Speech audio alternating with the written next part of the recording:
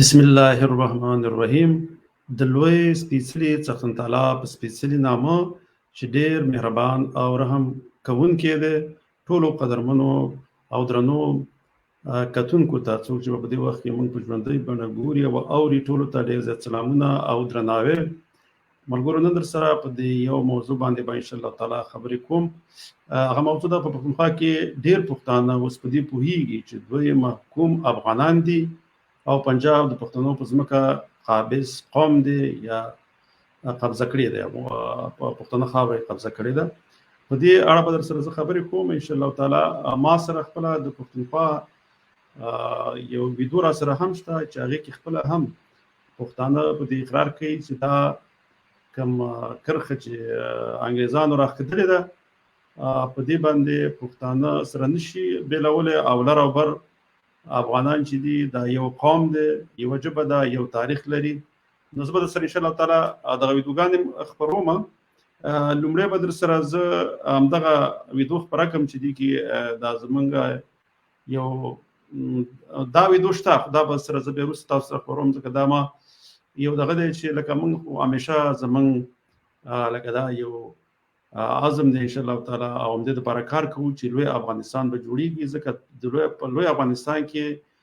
خاص کر د پښتنو او د نورو ټولو قومونه چې هلته اقلیتونه دي، د ټولو پکې ګټه ده. نو د دې دپاره زه کار کوم. هغې دپاره ما مخکې یو شعر لیکلی او بې لطیف ویلی و، هغه داسې و چې راځئ چې لوی افغانستان شو سره په لر او بر کې یو افغان شو سره، د احمدشاه بابا راپاتې وطن یو ځل چې بیا یې واکداران شو سره. هغه دی کې دی، خو دې کې څه نور ما پکې دغه مر سره یو ځای کړي دي، هغه نقشه هم ده. خو د هغې نه مخکې دغه بله ویډیو در سره خپروم، بیا په دې باندې به زه هم خپل نظر تاسو سره شریکوم. بیا را سره یوه بله ویډیو هم د هغه هم در سره ږدم. لنډې ویډیوګانې دي انشاءالله تعالی، تاسو به هم نه تنګېږئ او دا ویډیو به اورئ. هغه موږ چې څه کوو انشاءالله تعالی هغه ټولو پښتنو ته رسېږي، او بیا چې بیا اخوا نه موږ داسې یو څه واورو، نو هغه بیا په دې پوهېږو چې انشاءالله تعالی کار کېږي او لوی افغانستان به جوړېږي. نو تاسو اول دا ویډیو وګورئ، بیا به انشاءالله تعالی زه پرې خپله تبصره وکړم. پښتون یې پر زړه باندې دا د ورځې رنځ موږ تېر کړی دي. موږ پښتانه یو بل ته ګورو، هغه افغانستان دی یا پاکستان. زه نه یم پاکستانی بابا، زه محکوم افغان یم، زه غلام افغان یم. ګوره دا خپل هم په دې باندې پوه دی، وایي زه محکوم افغان یم، زه غلام افغان یم، زه وایي پاکستانی نه یم. او همدا خبره زه بار بار کوم چې پښتانه د پښتونستان باید ځان ته پښتانه ووایي، نه ځان ته پاکستانیان، او د پښتونستان پښتانه یا د محکوم افغانستان پښتانه دا به ځان ته وایي. انشاءالله تعالی ډېر زیات آینده اوس دا زه بېرته تاسو ته ویډیو بیا پوره نشروم، په دې کې نور هم ډېر ښې خبرې کړي. نو دغه پښتانه چې دي لکه دا خپله دغه ځای پښتانه هم په دې پوهېږي او ډېر پښتانه پکې دا خبره کوي. خو چې وخت راغی انشاءالله تعالی لوی افغانستان به جوړېږي. د دې دپاره به په ګډه باندې کار کوو. د دې دپاره به اول هغه سوچونه را بیدارو، فکرونه به را بیدارو. هغه په دوی کې به انشاءالله تعالی هغه د افغانیت او د پښتونولۍ هغه احساس بیدارېږي. نو بیا به انشاءالله تعالی یو په ګډه یو پاڅون کېږي او لوی افغانستان به بیا جوړېږي. بیا به جګړې ته هم ضرورت نه انشاءالله تعالی، که ټول پښتانه په ګډه باندې یو اواز شي، یو غږ شي چې لوی افغانستان جوړو، بیا جوړېږي. لکه څنګه چې بنګالیانو بنګال جوړ کړو، لږه قرباني ورکړه، خو اوس هغه د بنګال اقتصاد چې دی هغه د پاکستان ډېر پرمختللی دی. په پرمختګ کې هم د پاکستان نه مخکې دی، او هلته چې دی اوس هغوی نورو ته قرضه ورکوي، او پاکستان چې دی د نورو هېوادونو نه قرضه اخلي. نو زه به دا ویډیو تاسو ته لږه نور هم نشر کړم، بیا زه انشاءالله تعالی په دې باندې بیا خبرې کوم. چې موږ په یو داسې چاپېریال کې ښکېل یو لکه پاکستان. دا داسې پاکستان نه وي چې دا هر یوه ته ووایه دا اوس دا فوج کرنل ورسې چې ته ورته وایې نظریه پاکستان څه شی دی، دی نه دی په خبر چې نظریه پاکستان څه شی دی. چې جیش یې ورسې چې ورته وایې نظریه پاکستان څه شی دی، دی وایي زه نه یم په خبر، خو انګریزانو پاکستان جوړ کړی دی. نو بس دوی په نظریه پاکستان نه پوهېږي. ما ته وایي لکه یوه هندوانه چې راواخې پر مابین د نیمۍ کې دا خټکی سو، دا هندوانه سوله. یو پښتون یې پر زړه باندې دا د ورځې رنځ موږ تېر کړی دي. موږ پښتانه یو بل ته ګورو، هغه افغانستان دی یا پاکستان. زه نه یم پاکستانی بابا، زه محکوم افغان یم، زه غلام افغان یم. خبره به سر خلاصوو. 21مه صدۍ ده، د خدای په اړ دی. هغه لنډي لنډي بنګالیانو د دې جوګو جوګو پنجابیانو سره داسې ازادي واخیستله، نن تر هغو په عزت هم دي، تر هغو یې دنیا عزت هم کوي، دنیا یې پېژني هم. په دې فوج کې ډېره لویه خامي دا ده چې په دې فوج کې پښتون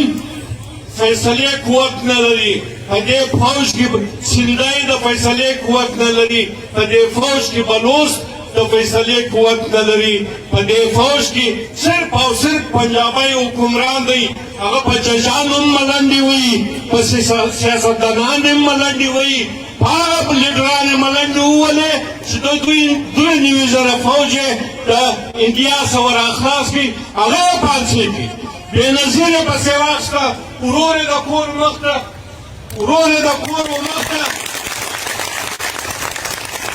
دا وزیر اعظم وه، ورور یې د کور مخ ته ورمړ کړي. چمن بارډر باندې په زراو کرنیلان تېر شوي دي، لیکن 3 پښتانه کرنیلان راله. کرنل عطاالله جان به پرې پېژندئ، عصمت ملیشي چې پر چمن باندې یو جنګ شروع کړي، هغه جواب نه کوي، هغه یې کورټ مارشل کوي. نور یې په معمولي خبرو باندې پښتانه کرنیلان ټول کورټ مارشل کړه. د دوی کرنیلانو، د پنجاب کرنیلانو جزیرې واخیستې. یو ورور به خبرې کوو.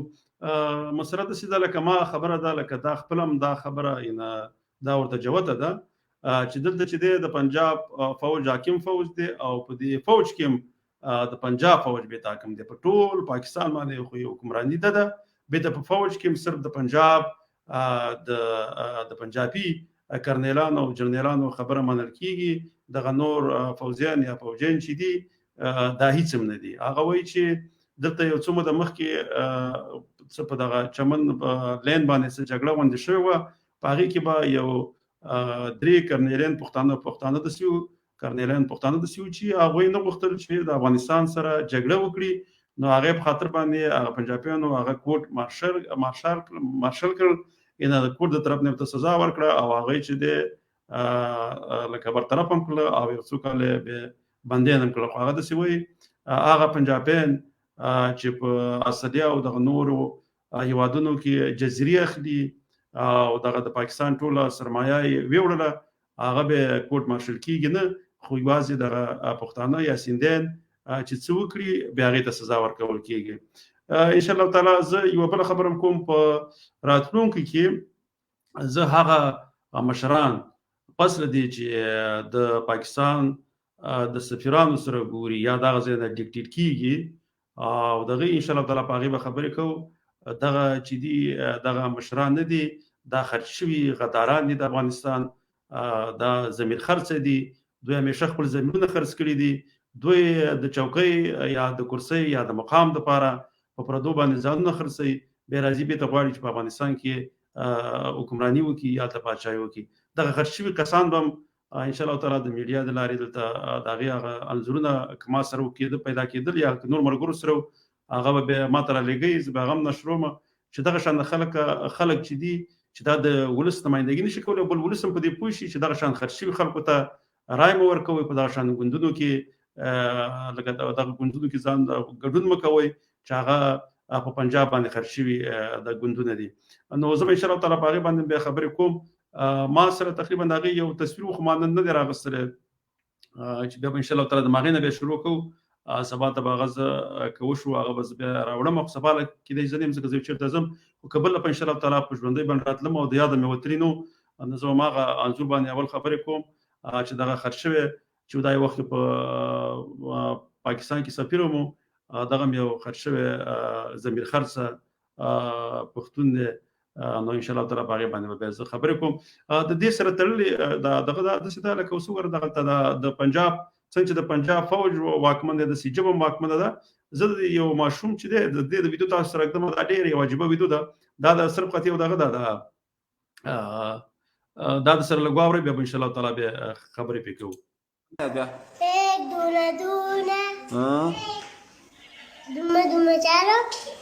څومره چارو نه بیا وایه یک دونه دونه یک دونه دونه دومره چار دومره چار نه دو دونه چار بیا وایه یک دونه دونه یک دونه دونه دو پیری بیا وایه خیر ده یک دونه دونه یک دونه دونه دو دونه چار چار شاباش بیا وایه یک دونه دونه چار ورونه به سره دې خاطر کې اوسه دا خو ډېر ماشوم و هغه په خپله معصومه ژبه کې وایي چې یک دونه دوه که څلور داسې څه ویلې یا دوه څلور ګوره د چلی چې دغه پردۍ ژبې چې په کوم قوم باندې واکمني هغه به صرف دغه رټه چې ورته وایي هغه پاکستان کې ورته رټه وایي هغه رټې لګول کېږي په هغه مضمون په هغه دغه باندې کوم هغه شی چې لولي په هغې باندې بیا هغه متن باندې ځان نه پوهې کوي خو بس په یاد باندې زده کوي دا اوس وګوره دا پښتون دی او دې ته تقریبا دا به په لومړي ټولګي کې یا په دوم ټولګي کې چې دغه ته دا په اردو ژبه ورته دغه یک دونی دونی او دو دونی چار دا ورته وایي او دا چې دی هغه بیچاره ورباندې پوهېږي هم نه چې دا څه دي خو یو دونی دونی به دوه دومره څلور نو لکه هغه خپله پښتون پکې ورګډوي دا یو غټ د پښتنو ماشومانو سره یو ظلم روان دی دغه پردۍ ژبې راوړې ده او دا په دې پښتنو باندې واکمنه کړې ده دغه شان د دیو بیا هغه کوم فکر یا مغز چې دی ذهن چې دی هغه مره بیا پرمختګ نشي کولی دغه ظلم یوازې هغې سره نه دی شوی دا څه مشران دي زموږ د نیولې د ټولو سره شوی دی چې موږ بدبختانه په همدغه شان په پردو ژبو کې دغه تدریس موږ ته هم شوی دی نو خپله مورنۍ ژبه کې موږ ته هم نه کېدو ځکه چې دغه زموږ ژبه د اقتصاد سره تړلې ژبه نه غټه وجه هم دا ده که چېرته دا د اقتصاد سره تړلې ژبه وي دفتر ژبه بیا په پښتونخوا کې بیا دا مشکل به نه وي ځکه به ماشومان هېڅکله خپل مور او پلار هېڅکله ماشومان بیا هغه ښوونځیو ته نه لېږل چې په پردو ژبه پکې تدریس کېدلی ځکه چې وروسته کار په پښتو ژبه وي دفتر په پښتو ژبه وي نو ماشومان مور او پلار به هماغه ښوونځیو ته یا سکولونو ته یا مکتبونو ته خپل ماشومان لېږلی ځکه وروسته به ورسره اقتصاد تړلی وي د ضرورت ژبه وي نو بس دغه یو مشکل پکې دغه مو زما نورې خبرې کوم بیا ستاسې کومنټونه هم راخلم نو ما لکه دغه مخکې چې دغه بله ویډیو نشر کړه هغې کې که نه لکه هغه ورور چې ویلی د بلوچستانو چې موږ محکوم افغانان یو دا زه وایي پاکستانیان یم زه افغان یم محکوم افغان یم نو دا خبره حقیقت لري دا خبره چې دا د پښتنو خاوره ده خو په ډېر ظلم باندې په زیاتې باندې دا د اوله کې انګریزانو خو په زور ونیوله بیا وروسته پنجاب ته حواله کړه خو پښتنو لکه ځینې هغه خرج شوي پښتنو په دې هېڅکله سوچ ونه کړو او هماغه پنجاب سره په دغه باندې بیا هم خوشحاله او خپل ځانونو ته تر څو پورې چې د پښتونخوا پښتانه یا د پښتونستان یا د خپلواکۍ لپاره کار وکړي هماغه د پنجاب په غلامۍ کې هم هغوی ته کار کوي او زموږ افغانانو کې هم داسې ځینې خلک پیدا شوي دي چې هغه هم تر څو پورې خپله افغانستان ته وفادار شي خپل قوم ته وفادار شي هغه هم هغه د پنجاب د واکمنۍ لپاره کار کوي انشاءالله تعالی دغه خلاف ټول ولس ته خبره وبې او د هغې کې به دغه شعور پیدا کوو چې همیشه په خپل افغانیت اسلامیت په دې باندې ویاړ وکړي او د پردو د حاکمیت مخه ونیسي نو دې لپاره به انشاءالله تعالی کار کوو زه لکه دغه د لوی افغانستان هغه ترانه ته لږ دم ما جوړه کړې ده لکه دغه چې مې واورېد د پښتونخوا درو دغه ما دا یو دغه جوړ کړی دا به زه وروسته صحیح برابروم دا اوس تاسو قطع افغانستان شو سرا رازه چلوی افغانستان شو سرا بودر و برکی یو افغان شو سرا یو افغان شو سرا دا احمد شاه بابا رباتی وطن یو زل چې بیا یې واکداران شو سره یو زل چې بیا یې واکداران شو سره په لر او بر کې یو افغان شو سره په لر او بر کې یو افغان شو سره دغه یو شعر دغه مکمل دی لکه دا هغې په ارینا تلویزیون کې ویلی خپل کلیپ لري خو ما لکه دا دغه سره جوړ کړی دی انشاءالله تعالی دغه د لوی افغانستان نقشه هم پکې ده یو ورځ نه یو ورځ به انشاءالله تعالی لوی افغانستان جوړیږي که چېرته زوم کنو خدا زمونږ دغه د خیر سدي ته کار کوو په مخفله طریقه باندې به مخکې دغه پروګرامونه وړو او چې کله د خیر صدقه راغی به نور عملی کارونه کې به سره برخه اخلو ګډون وکړو. زه د زنه مرګرو دغه به کومنټونه نو بیا د خیر سره هغه باندې کوم سوال هغه ته جواب ورکړو بیا سره د الله په معنی وکړو. دغه چې دی ورو ښه دې صرف سلام علیکم نه من او سلام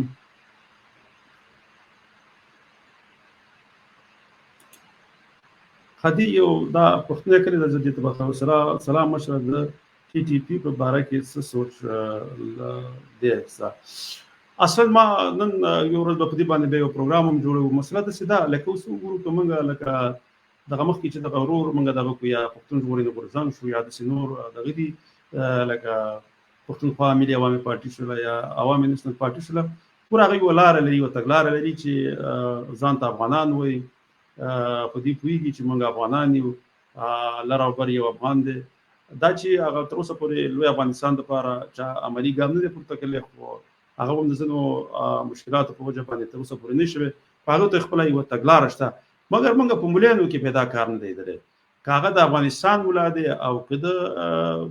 پښتونخوا ولاده دا زنه خبره کوم دغه مولان چې دی دا د عیساینه پیسې اخلي هغه روزي په دې کې لکه دغه د ایس آی د لپاره کار کوي دی هغه اسلام لپاره کار کوي چې کوم یو د ایس آی ډیکټیټ کوي دوی به لکه دغه نه کوي لکه دوی اسکره د لوی افغانستان لکه د دوی سره د مفکوره نشته دی یا د فکر ور سره نشته دی کاغه په دوانو طرف ته خو کچیرته ټي ټي پی په واقع کې افغانیت احساس ولري او دومره قرباني چې ورکړي دا قرباني چې البته په صحیح توګه باندې ورکړي په پښتونخوا کې پښتنو سره جګړه ونه کړي د پښتون قوم سره ونه جنګيږي لاړ شي د لوی افغانستان لپاره جګړه وکړي او دا قرباني د پنجابي فوز په ضد باندې ورکړي نو یو خو د څه چې خپل دوی تم دا معلومه ده چې هغه یو کفري فوز دی او دوی ته فوز هم وي موږ ته فوز وي دوی ته فوز وي هغه دې ځکه چې ټول عمر د اسلام خلاف دا جنگیدل او ټول عمر مسلمانان بجری کړه په بنگال کې څه جګړه کړې واته ټول مسلمانان مړکل بنگالیان مړکل دلته بلوچ سندین او پښتانه وژني او کوم اپریشن چې کوي هغه د پښتنو د سندینو او د بلوچانو په ضد باندې کوي چې دا ټول مسلمانان دي او اډیم کفارو ته ورکول هغه باندې په افغانستان کې هغه خپل افغاني طالبان او مسلمانان پکې وژل نو دوی اوس پورې کوم د لکه دغه فوج کوم اسلامي کار دی نه دی کړی او نه د اسلام کوم خدمت کړی دی نو دیو ته په کار دي چې اول خپل د ماغي خلاف باندې وجنګيږي که دا غو پوسټي کارسي ماغوي سره خپل جګړې ته دوام ورکړي که دا کار چې ته وکړي به افغانان ټول په دې پوه شي زدا اوس د لوی افغانستان لپاره کار کوي نو بیا ور سره مونږ لکه دیو بستاینم کوو به ویو چې دی واقعا افغانان دي خو تر اوسه پورې لکه دیو څنګه کړی چې دیو سره هغه پښتانه مشران ونی چې کوم یو لکه هغه اکثر هغه وجدي دي کوم یو چې د پښتو او د افغانیت چې پورته کوي هغه پورته کوي یا د پښتنو د یووالي خبره کوي چې د دیو د بل لوري تکارو کی نو به ټول یو پښتانه دي چې موږ باید په دې دغه باندې تقسیم نشو ان شاء الله تعالی به دغه کیږي دا به ورسره ټول پښتانه ولاړي نو دغه یو مشکل پکې شته دی چې دیو د ایس آی د سرسوخ نه ځان اخلاص کی او په دې کې ځنی نه دی خو ځنی پکې دي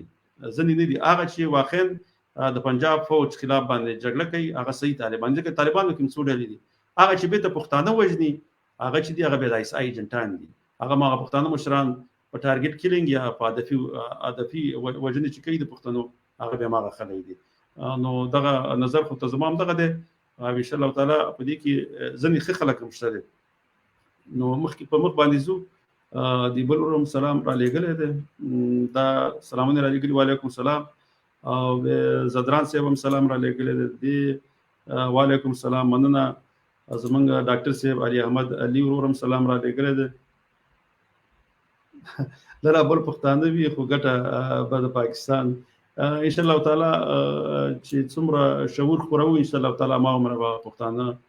او خیریږي هدایت الله خان ورور دی هم سلامونه را لګل دي نړۍ مننه ورور خ پښتون افغان الله دې درته اجر درکړي رښتیا په ټانک کې ما د پښتون ژغورنې غورځنګ یوه لویه د جلسې تابع نیولې ده. ټول پښتانه پکې هلته چې دي هغه پکې باید ګډون وکړي. همدغه د پښتنو د حقوقو او حق غوښتنې لپاره دغه لویه جلسه د ټانک په 12 د ډسمبر ده. ان شاء الله تعالی ټول پښتانه به پکې ګډون کوي او د سوشل میډیا د لارې متباید کمپاین وشي. دا چې د کوم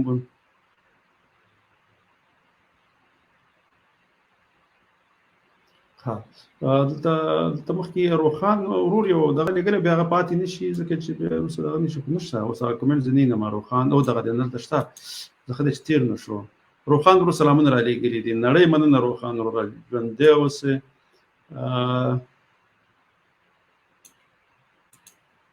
او کاکړ صاحب دغه د جنوبي پښتونخوا ویدو وه هغه کلک پښتون و ځکه ځینې پښتانه چې دي لکه د هیرې او د ډار د لاسه په نورو هیوادونو کې دا خبره نشي کولی مګر دغه پښتون چې و دا په پاکستان کې ناست او دومره د یو ظالم فوج یا فوج خلاف په دغه هیواد کې چې دا غږ پورته کوي نو دا واقعا غیرتي پښتون دی او د دې دغه غیرت او دغه پښتو ته سلام یعنې دا د خپل سر په بدله کې دا خبره کوي ځکه هلته موږ پوهېږو چې څوک هم دا خبره وکړي هغه بیا ژوندی نه پرېږدي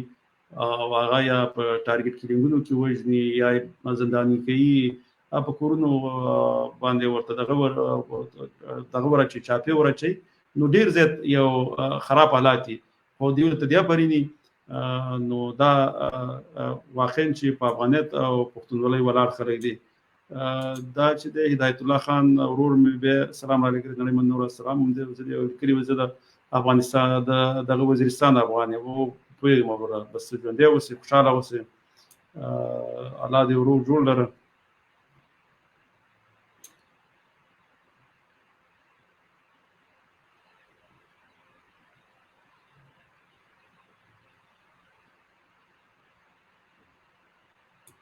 دا ورور رحیم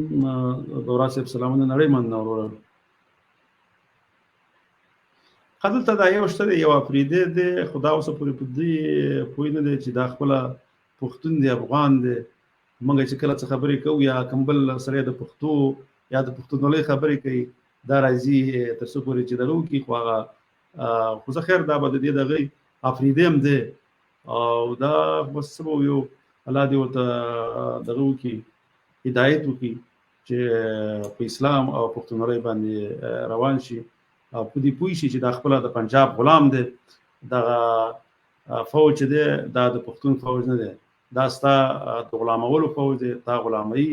ستا په خاوره باندې قابض پنجابی دی دغه تور فوجیان چې ګرځي په دې مختلفو قسم په دې وزیرستان او په دې ځایونو د چوکۍ نه جوړې کړي دي خو داسې پخوا انګریزان هم راتله ته خو د انګریز په فوج کې هم وې د انګریز لپاره هم جنګېدلی او خپله خاوره دې ورله په غلامۍ کې ورکړې وه اوس د یو پنجابي دپاره همیشه خپله د پښتونخوا پښتنو سره هم په جګړه کې استئ او د افغانستان پښتنو ته هم ردې بدې ویوئ ځکه چې ستا ذهن غلام دی ته فزیکي غلام یې نو د دغه غلامۍ نه دې الله راخلاص کړه دغه نصاب چابېری دی ځکه دغه بیا په اسانۍ باندې د غلامۍ نه راوځي نو الله دې ته هدایت وکړي. بل دغه ورور چې نړۍ مننه مصطفی وزیري صاحب دی سلامونه دې رالیږلي نړۍ مننه.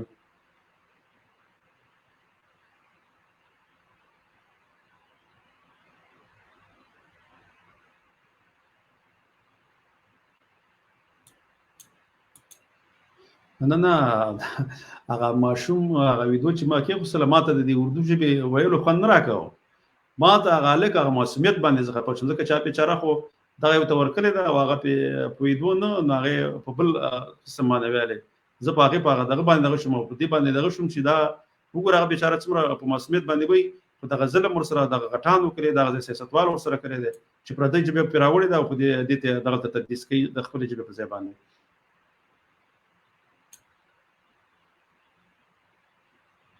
دا خوږیاني صاحب ډېر ښایسته کومنټ رالیږلی دی خوږیاني صاحب نړۍ مننه ستاسې سره الله دې ورور جوړ تام لري خوشحاله اوسئ ژوندی اوسئ.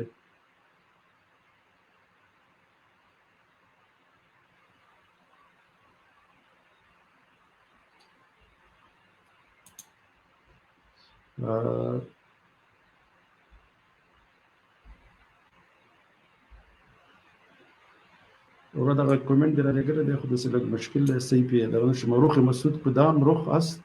استقلال میگم پوره پې نشم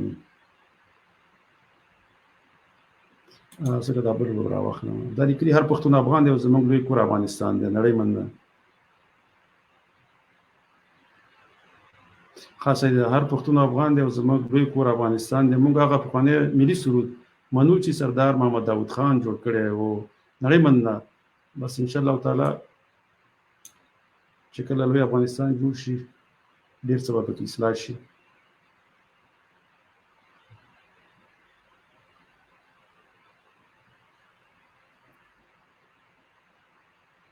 هدایت الله ورو بل کومنټ هم رالیږلی نړۍ من ورلته دا خوږیاڼي صاحب هم دا رالیږلی دی هغه بله ما دا کومنټ ټوله ما ته نشر کړو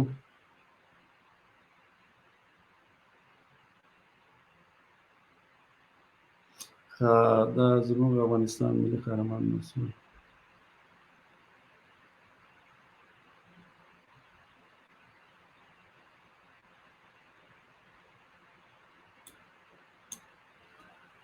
دا لکه ورو دا شله چې هغه پخواني ځینې مشران چې تیر شوي دي که نه لکه هغې کې ځینې مشکلات هغې هم ځینې مشکلات درلودل ګوره که ته د هغې تاریخ وګورې هغه هم د سردار محمد داود خان په وخت کې پروفیسر برهان الدین رباني او احمد شاه مسعود دا تللي اول ته ایس آی روزل او د سردار محمد داود شهید په وخت کې بیا ته پنجشیره په دغه ځایونو کې دوی خپل ځینې عملیاتونه او شیونه شروع کړل چې خو هغه بیا هغه وخت کې سردار داود خان هغې ته سخت شکست ورکړ او دوی بیا ته لاړ دې وخته پورې نو داسې شته چې لکه دوی په هغه وخت کې هغه کړنې چې دي هغه به چې دي هغه داسې دي چې هغه ملي ضد کړنې وې په هغه وخت کې چې ته یو پردي هېواد ته ځې ځکه په هغه وخت کې د پښتونستان خبره ډېره په زور کې وه او ډېر پښتانه راغلي وو په افغانستان کې وو او هغې لوی پښتونستان غوښتو نو بیا دي لکه پنجاب هغه کوم ایس آی چې یا کوم فوج چې وو هغې کاونټر اټیک دپاره ورسره بل څه نو هلته دغه مذهبي ګوندونه چې هغه چا چې په لکه پروفیسر برهان الدین رباني چې په مصر کې الازهر کې درس ویلی و هغې کې هغه یو قسم دوی اخواني مسلمین چې ورته وایي هغه ګوندونه چې وو هغې کوشش کوو د پاکستان دغه ګوندونو سره یو ځای کړل او هغې د لارې غوښتل چې په افغانستان کې ورته ویل تاسو اسلامي نظام راولئ هغه دا چې په پاکستان کې مطلق اسلامي نظام ونه او هغوی په افغانستان کې په هغه کې کوشش کوو چې راولي او هغې نه مخکې چې د افغانستان هغه ټول فیصلې چې دي هغه په اسلامي قانونو کېدلې او د پاکستان په انګریز قانون باندې کېدلې بیا هم دوی ته ویل چې تاسو په افغانستان کې اسلامي حکومت راولئ نو دوی چې دی پاڅون یې د سردار محمد داود خان د وختونه کړی و د روسانو د وخت نه وکړی نو په دې خاطر باندې دغه یو شي کې زه چې دی د دې دومره طرفدار نه یم که هغه دا و که حزب اسلامي و که بل حزب اسلامي د خالد صاحب و نو دا چې دي ځکه دوی لکه مخکې نه دې ورانۍ شروع کړی و نو هغه ورانۍ چې دی هغه بیا د معاف کولو نه دی ځکه ما هغه و چې دې خلکو ته یې موقع ورکړه چې په افغانستان کې مداخله وکړي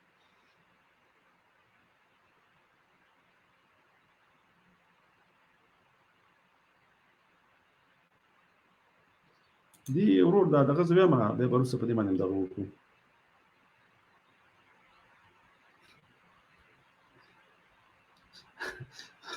دا پاکستان افغانستان ته اړتیا لري او که نه افغانستان پاکستان ته څه اړتیا لري د شله چې زه خو پښتونخوا ته لکه زه هغه پاکستان کې نه لکه زه هغه پاکستان نه بولم نو که چېرته لوی افغانستان جوړ شي بیا خو د افغانستان هېڅ اړتیا پاکستان لکه پنجاب ته نشته پنجاب هم هغه پنجاب دی ځکه بیا به بهر ته زموږ لاره وي ګوادر کې هلته بندرګام شته دی او بیا به بهر ته موږ لاره پیدا کړو او دغه د لارې بیا په اسانه باندې تجارت هم کېږي نو بیا به انشاءالله تعالی ورته هېڅ اړتیا نه وي اوس چې دی لکه هلته زموږ پښتانه یو بل ته تګ راتګ او بل دا چې افغانستان لکه دغه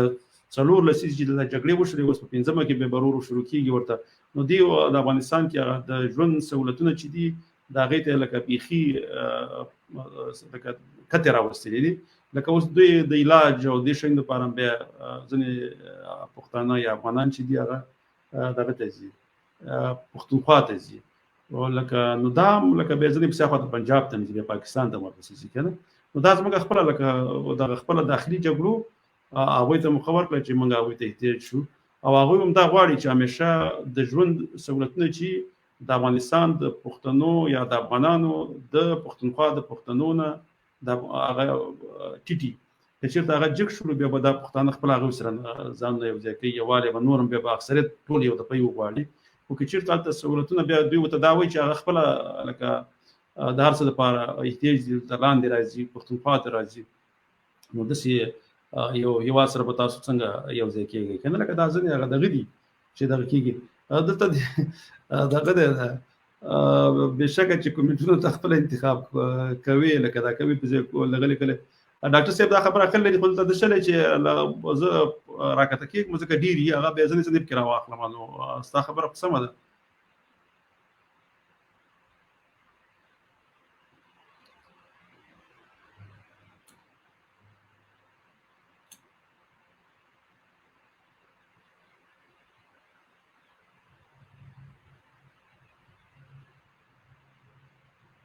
دا بالکل دا ابراهیم ورو دا خبره چې کړې دا خو سره بالکل دا خو موږ هم دا خبره کوو دا خبره د بیخي سمه ده چې تاریخي په پاکستان باور تاریخي تېروتنه ده پاکستان کمونیست مجاهد دیموکرات طالب او داعش نه پیژني خپلې ګټې پیژني پاکستان خپل ثبات د افغانستان په بې ثباتۍ او خپل قوت د افغانستان په کمزورۍ کې ویني نه پاکستان د همدې لپاره د داعش تر شا هم ولاړ دی او دا بالکل صحیح خبره ده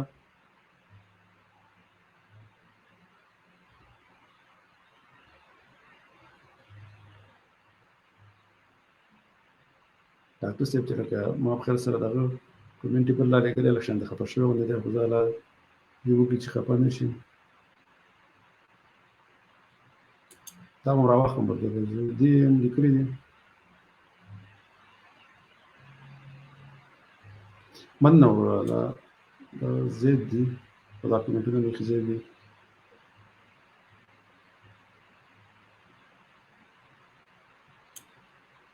نه ډاکټر صاحب الله دې نکړي ځکه تاسې همیشه چې راځئ ډېر ښه څرګندونې کوئ همیشه د افغانانو یووالی غواړي نو ستاسې نظر خو هغې ته زه احترام لرم خو ځینې وخت کې داسې چې هغه ټولې څرګندونې ما ته نه ښکاري ځکه ما سره چې کمپیوټر کې دی دلته ډېر صحیح پوره نه ښکاره کېږي بیا زه چې کله وګورم رښتیا هغه ځینې څرګندونې په موبایل کې وي خو دلته ما ته نه ښکاره کېږي کمپیوټر کې نو د دې دپاره نو بیا دغه خو دا ورو به دغه کوم عابد خان ورو لیکلي دي چې سلامونه لره بر یو افغان جنوبي پښتونخوا کوټې څخه یم نړۍ مننه عابد خان وروره د جنوبي پښتانه چې دي هغه کلک پښتانه دي دا به دغه کومه لکه دا ورو لیکلي وایي سلامونه زمانې صاحب پښتنو ته څه پکار دي پښتنو ته دا پکار دي که نه لکه چې ټول پښتون ولس یا د پښتونخوا ملت دا باید ټول په مشترکه ډول باندې د پښتو ژبې رسمي کول یا دفتري کول په پښتونخوا کې وغواړي همداسې په جنوبي پښتونخوا کې هم وغواړي او په هغه منطقو کې چې کراچۍ کې پښتانه ځای دي هلته باید په ټولو سکولونو کې پرې ومني دا ورته پکار دي او د یووالي دپاره داسې پروګرامونه پکار دي چې په تاریخ په د اوسني حالاتو باندې خبرې وشي او پښتنو ته دا ور وښودلی شي چې د دې پښتنو په دې داخلي جګړو کې د پښتنو د سیمې په ورانولو کې په دې کې مؤثر څوک دی لکه دا چا کړي دي که نه لکه دا د دې شاته کوم لاسونه دي چې دا کارونه کوي نو دا ورته باید په ګوته باندې شي نو او بیا انشاءالله تعالی د لوی افغانستان د جوړولو دپاره باید کار وشي هغې دپاره څو ګوندونه هم جوړ شوي دي یو خو د